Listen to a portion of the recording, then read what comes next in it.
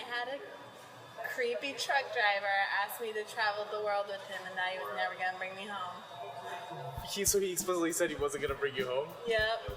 What did you say to him? And I was like, it's because I'm a redhead, isn't it? He was like, yep, I have a hot thing for redheads.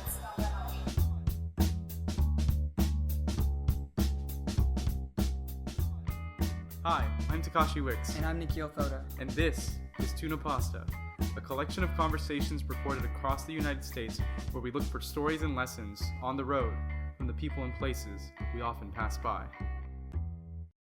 Our story in Southern California begins at mile 5,364.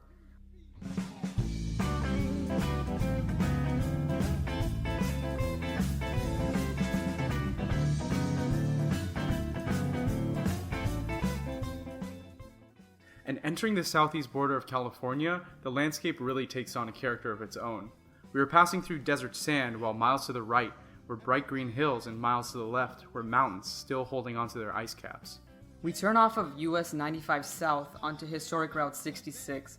The sand on the side of the road had been marked by travelers who took the time to pull over and arrange nearby rocks into the names of places they were traveling from. We saw some Michigans, Washingtons, and even a couple of Floridas, and just like my dad told me, we can see the full length of a freight train, so far in the distance that it seems like a small toy that any toddler could easily pick up. These were our first interactions with California, our home for the next couple of months, and Joshua Tree National Park was our first stop, mile 5,741.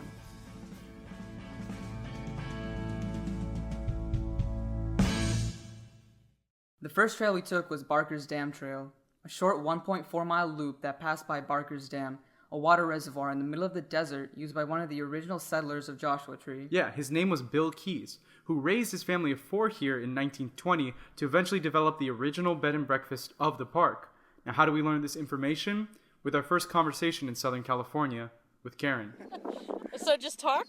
Yeah, sure. So I'm Karen Massaros. I'm from Philadelphia, Pennsylvania. We found Karen walking on the muddy water banks of Barker's Dam impoundment with her daughter and friends, and I overheard her dropping a couple historical facts about the dam. So I went and recorded a conversation with her, and she just so happened to be the managing assistant of Joshua Tree National Park, having now worked in the National Park Services for over 31 years. That's incredible. How do you get into, what made you decide? I was a Girl Scout, and when I was 12, I said, I'm going to work outside with people, I'm going to be a park ranger, and so my degree is in Parks and Recreation Management. That's incredible. And park rangers have degrees in history or wildlife biology or law enforcement, criminal justice, sociology. You know, you can have a degree and still become a park ranger. Wow. How have you liked your career so far? I love it, and I'm 3 years away from retiring. Oh, really? Yeah. So is Joshua Tree your my final? In the 4 parks, I've worked in every division but maintenance. Oh, so really? I've carried a gun, I've been a dispatcher, I worked at Hurricane Andrew, I was at Hurricane Katrina. I've worked fires in probably 8 different states. Wow. What's the most difficult one that you've worked? Wow. Most difficult? As your skills grow, you become more confident in what you're doing. Yeah. So I don't know what difficult would be other than seeing the devastation at Hurricane Katrina and trying to help other employees of the Park Service and of the Department of the Interior and then their local families down there and just trying to get basic supplies to them. Yeah. So that's emotionally taxing. It wasn't physically hard work, it was emotional and mental hard work. Yeah. Yep.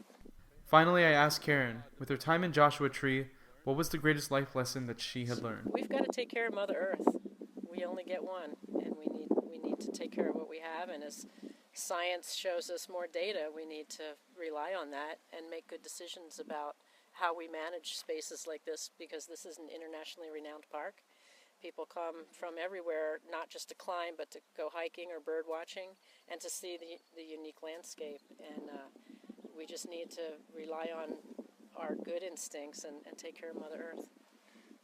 Yeah. Awesome. Well, thank you so much. Thank you again for taking the time. Barker's Dam Loop Trail is estimated to take 45 minutes. For Nikhil and I, we took over 2 hours to finish the loop.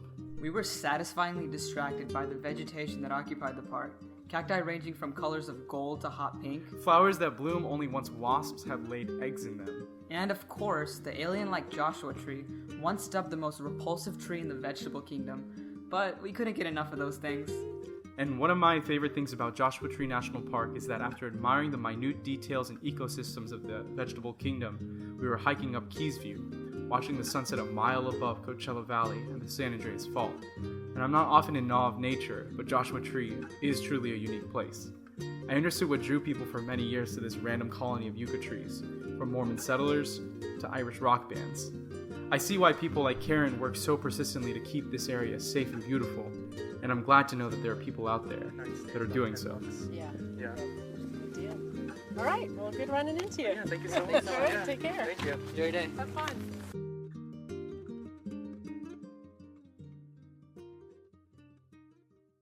Next day, mile 5,813. I was going out the same way I came in, on top and going for it. And it's fitting, I always want to be starting something. It's the only way to grow and get better. Keep an ear out, my friend. You'll be hearing me again, right here in LA. The final day of our road trip. After a terrifying night in the Mojave Desert, Well, terrifying for Nikhil. after a terrifying night complete with camel spiders and mysterious underground thumping noises, we were excited to be in civilization and drove to Los Angeles. We experienced the legendary LA traffic, drove through streets overflowing with people, It was Memorial Day weekend. and finally parked at the Hollywood and Highland lot. Of course, this being Hollywood, everything has a catch. Our catch? Parking validation. As we searched for places to validate our parking, we passed through Hollywood Boulevard, a cacophony of street musicians and vendors selling fidget spinners and drum beats along the famous star-studded sidewalk. Naturally, we arrived at the Gifts of Hollywood gift shop. We almost bought the LA branded nail clippers, but instead opted for a postcard showcasing a grinning Obama expressing his approval for Los Angeles. Only $1. And our parking? Validated. Hollywood itself was a marvel of its own. We walked past a 75-foot tall sarcophagus promoting the reboot of the Mummy franchise, starring Tom Cruise, and ventured into the Grauman's Chinese Theater. As soon as we walked in, we saw an energetic ticket usher bouncing over the velvet ropes to socialize with his coworkers across the theater. Here's Matt's story. My name is Matt, and I'm from Israel. Israel, wow. Yeah. What brought you to the current location we're at right now? I'm pursuing acting, actually. Oh, really? Yeah, so when I'm not busy tearing tickets, I do acting. How long have you been pursuing that? I moved here about 8 years ago, and so I came out here to LA, I trained, and then I went to New York for a year and a half, and I came back here about 3 years ago. So I would say about 6 years in total in LA and about a year and a half in New York. I asked Matt what specifically brought him to acting. So growing up in Israel, I wanted to be famous. Like it's as stupid as that. Obviously now I'm pursuing it for different reasons, but that's what got me interested in it in the first place. You know, because growing up I was really into sports. I wasn't really so much into acting or anything like that. So yeah, so that's how it started. And then I found out more about it, and then I trained and I discovered more, and I got to know different plays and different people, and now it's obviously other reasons that I'm doing it. What's your current rationale for doing it, if you could articulate that? Yeah, it's I feel like it's probably the biggest challenge for me. Like I don't feel like I don't come from an artistic family, so like art is something that I'm very passionate about, but at the same time is not something that comes to me naturally. So that's something that I hold in like very high regard. Like I really appreciate and I respect people who do that. And I feel like it's the only thing that I'm passionate about. If I go and if I do something artistically as an actor, and that's how I feel that I accomplished something. Like that's my way of feeling like I have a purpose, like I'm doing something. If I come here to work, that's great. I make money, but I don't feel like something has been accomplished. And I do get that feeling when I act, when I work as an actor. Yeah. That's really interesting. So you said you studied in the area? Yeah, I studied at the American Academy of Dramatic Arts, actually down the street here in Hollywood, and then I also studied at HB Studio in New York. What was that contrast like coming from Israel to studying in America and Hollywood, of all places? The contrast between Israel and LA is probably not as big as between LA and New York. Yeah, strangely enough, because Israel is, I mean, obviously you hear in the news like a lot of crazy things about it, but for the most part it's like very laid back. People are kind of crazy. People are very uptight, but the country as a whole is kind of laid back, and it's like and then coming here it was, and it also has a lot to do with my mindset, because when I came here I was still that person who was from Israel. But and then when I went to New York from LA, then I was trying to adapt a new mindset of like being more active and being more open to new adventures. So I think, the more you open yourself up to a city, the more you're going to experience it. So when I first came to LA, I didn't really have that mindset with me. So it was just, the kid from Israel still trying to hold on to that. Yeah. But then when I went to New York, I was actually more open to experience and to challenge myself. So that's why I was able, for me, it was a bigger change from LA to New York than from Israel to LA. Oh, that's a really interesting perspective. Yeah. But even with that, traveling from Israel to LA, can you kind of go behind the story? Like, what was like, all right, I'm going to buy a plane ticket and head to LA. Like, how did that happen? Yeah, pretty much that. I knew I wanted to do it before I even finished high school, which explains some of my high school grades. Like, I'm not gonna need those. I'm gonna go to LA anyway. So so I knew I wanted to do it. And then after high school, I worked for a year to save money. And when I was 19, I bought a ticket and I came here to audition for school a few months before I moved here. And then when I found out that I'll be able to do it, that I got accepted, that's when I'm like, okay, I'm gonna do it. It's happening. So, yeah. That's super cool. And one final question that we ask to everybody we interview is, since your time being here, what's like the biggest life lesson that you've learned that you'd be willing to impart onto somebody else? Wow, that's something you need to prepare for. For me personally, I would say that it's give yourself time. And that it doesn't just mean don't quit if it doesn't happen, but it also means don't freak out and don't get mad at yourself and don't shoot yourself in the foot if it doesn't happen right away. So because for me, I'm still here obviously, so I didn't quit, but I spent so many years and so much time being frustrated and basically slowing down my own progress because I wasn't letting myself experience and learn. I was just so focused on what needs to happen, whatever that even means. So I would say if anyone wants to pursue it, just trust that things are happening and just give yourself time and do your best and trust that it's leading somewhere, even if it doesn't look like it right away. Right. Would you say that you're still on that pursuit? Do you still find yourself in that mindset sometimes of being like, maybe? Oh, absolutely. Yeah. It's easier said than done. Absolutely, yeah. I mean, I think I got better, but I definitely have ways to go with really embracing the process and not being so goal-oriented and trust that, even an experience that might seem negative can teach you something and lead up to something that is more positive. Yeah. Cool, yeah, thank you so much. Upon leaving Hollywood, we hopped onto the last stretch of I-10 and drove west towards Santa Monica. Jutting into the Pacific Ocean was famous Santa Monica Pier, the western endpoint of Route 66, and for this Memorial Day weekend, the destination of thousands of visitors. More like tens of thousands. As we walked along this crowded pier, we encountered many unique sights. An intelligent sea lion begging for food. Believe it or not, a full-sized Ferris wheel and roller coaster just above the water. Pop-up shops with services ranging from face painting to immortalizing your name on a grain of rice. And, at the very end of the pier, a Santa Monica staple. Wow. Dancing Dave.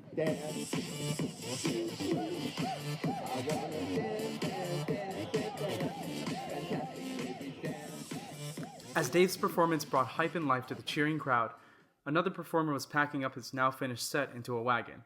While we were leaving Santa Monica Pier, we crossed paths with this man. His name was Ben. My name is Ben Bostic. I'm from LA. Oh, awesome. And can you describe where we are right now? We're on the Santa Monica Pier in Santa Monica, California. What do you do here? I'm a performer on the pier. So I just finished performing down at the very end of the pier. Oh, awesome. Yeah. Well, what do you do to perform? I'm a musician, and I have a one-man band set up where I have foot percussion. I play guitar and sing, and some harmonica. So how did you get involved with that? I sort of found out about the pier performing by chance. Someone had told me it was a very lucrative musical gig, and I was like, I don't believe it. Yeah. And so I came out here and did it, and I was like, whoa, this is playing better than the restaurant gigs and all the club gigs and everything. So I started doing it more and refining an act, and now I'm here usually 2 or 3 days a week. How long have you been doing it for? About a year. I started in May of last year. True? Yeah. So what's kind of your goal with doing this music? Well, my goal, I was able to save enough money to make my first full-length album recently. Wow, really? So I had an EP before, and then I did a full-length album recently, and from there, see what happens. Wow. It comes out next month in July. Dang, that's awesome. Yeah, month and a definitely. half. Look forward to it. So, with your time on the pier, what's kind of your experience with being here? Like, are people usually friendly? Are people interactive with you? Very. Yeah, people are super friendly, interactive, and also there's so many people that even if everyone's not digging your music, at least some people are. Yeah. You know? Oh, that's super cool. Pretty awesome. Yeah. So you said you've been in LA. What's your favorite thing about LA? My favorite thing, I'm originally from South Carolina. Oh, My okay. favorite thing about LA is the amazing like diversity of people and of opportunities. I mean, there's so many people here that no matter what you do, there's a lot of people doing it and interested in it. And that's my favorite thing. It's like, I mean, you could be into the craziest thing and you can find like a group of 500 people that are also into that. Yeah, that's pretty cool. Yeah. And the final question that we've been asking everybody on the road, with your time in LA, and even your time like performing on the pier, what's the greatest life lesson that you've learned that you want to impart onto someone else? Ooh.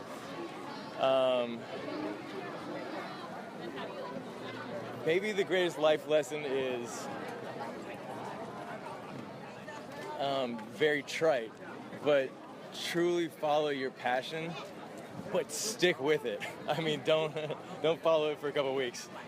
Do whatever you got to do to make it happen, and then you can find a way to. In America, you can find a way to do it. And you still find that here performing on the pier? Absolutely. Yeah. And the opportunities it's given you? Yeah. It's been. I mean, finding the pier has truly been a sort of changed my life in a way. Like, it allowed me to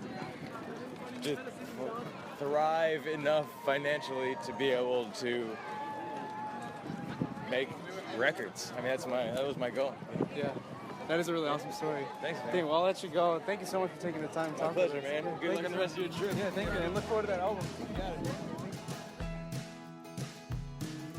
If I had a car, we'd drive down to the ocean.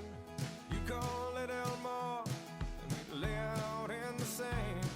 And if the sun was shining, I'd cover you with lotion. Talk about the fine things and forget the second hand. Oh, Maria, dance a little closer. Close your eyes and don't say anything. Don't believe the sirens on Figueroa. Just listen to Carmelita sing Las Mañanitas, Sweet Maria.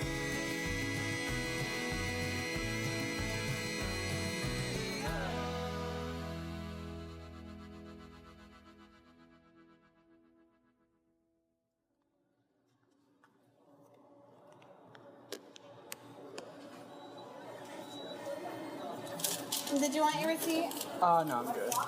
We had stopped in Maricopa, California, a small city of 1,200, 2 hours outside of Los Angeles, mile 6,106. It was late. We were out of bow tie pasta, so no preparing our signature meal, tuna pasta. We settled for Subway instead. Don't believe what everyone says back towards your guys' way. Us Californians aren't that stuck up as they make us. We actually met like really good people in LA. Like we met this kid who had been aspiring to be an actor, and like another guy, he was like a street performer, but he was paying his way off to record his own music and stuff. Oh, nice. So super cool. But yeah, if you don't mind, if you could introduce yourself, who you are and where you're from. Hi, I'm Taylor. I'm from Riverside, California.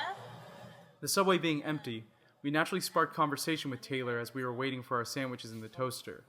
During the length of our trip, we had interviewed people in city parks, the tops of mountains, Mormon memorials, but we had not yet interviewed anyone on the road. This being our final night, I decided to record a conversation with Taylor. I had a creepy truck driver ask me to travel the world with him, and that he was never going to bring me home. So he explicitly said he wasn't going to bring you home? Yep. What did you say to him? And I was like, it's because I'm a redhead, isn't it? He was like, yep, I have a hot thing for redheads. That's terrifying. That's not a great thing. But what else are you doing on the side? Like, what are you doing? I'm a full-time mom. I have a beautiful 2-year-old little blonde hair, blue eye, half Hispanic little girl. and I'm a full-time medical student. Yeah, I'm at a nursing academy, and I've been there for 2 years now. Eventually, I'd like to be able to go in, be an RN, be able to help with people, because I have a big heart for people. Yeah, how long have you been in the local area for? I've lived here since I was 10 years old. I'm 25, so that's 15 years now. Can you describe the area that we're in right now? Maricopa's very deserty, very dry. When it rains, it's super beautiful here, super green. Yeah. And then the heat comes and takes it all away. But a lot of the people are pretty friendly here if you know them. There's always new people coming in, always people leaving. I asked her how she believes her community is viewed by the people from outside of Maricopa. It's kind of on the way you look at it.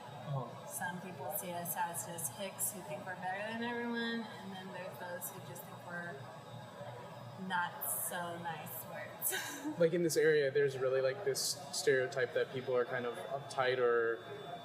We're kind of just looked at as trash. Really? Yes. In this area? That we're illiterate people.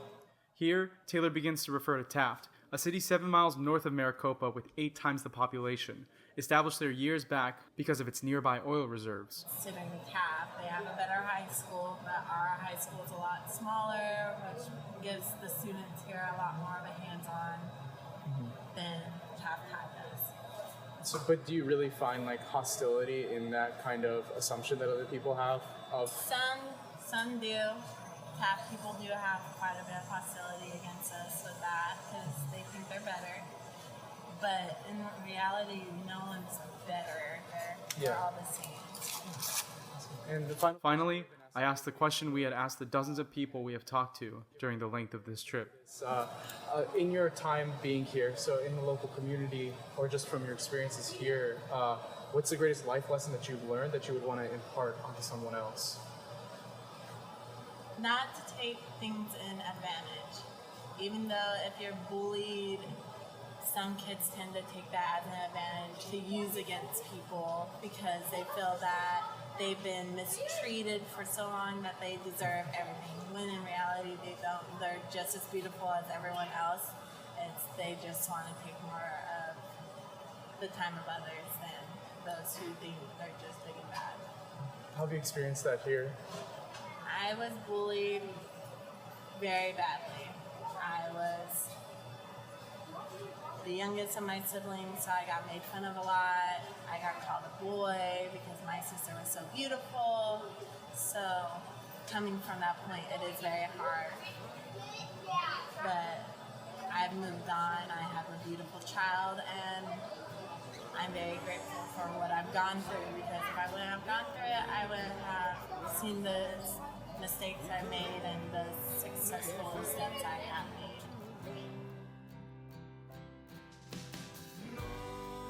Nikhil and I sat in the subway, eating our respective turkey bacon avocado and ranch chicken sandwiches, the last meal of our 18-day road trip across America. We decided then and there to drive through the night straight to San Francisco.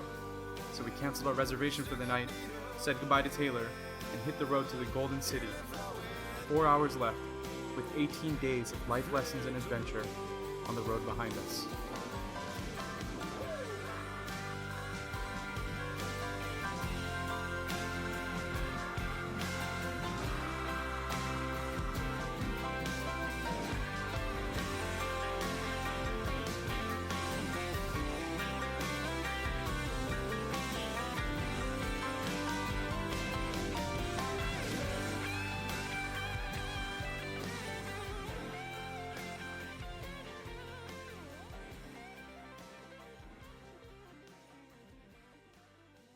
Thank you so much for listening to our first episode. If you enjoyed, please subscribe on Apple Podcasts, Stitcher, or wherever you get your podcasts. And if you truly love this episode, please write us a review on Apple Podcasts. It means a lot. It really does.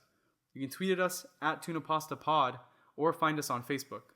If you're interested in sponsoring our podcast or just want to say hello, email us at hello@tunapastapodcast.org. If you would like to see photos and more info about each episode, please visit our beautiful website, tunapastapodcast.org.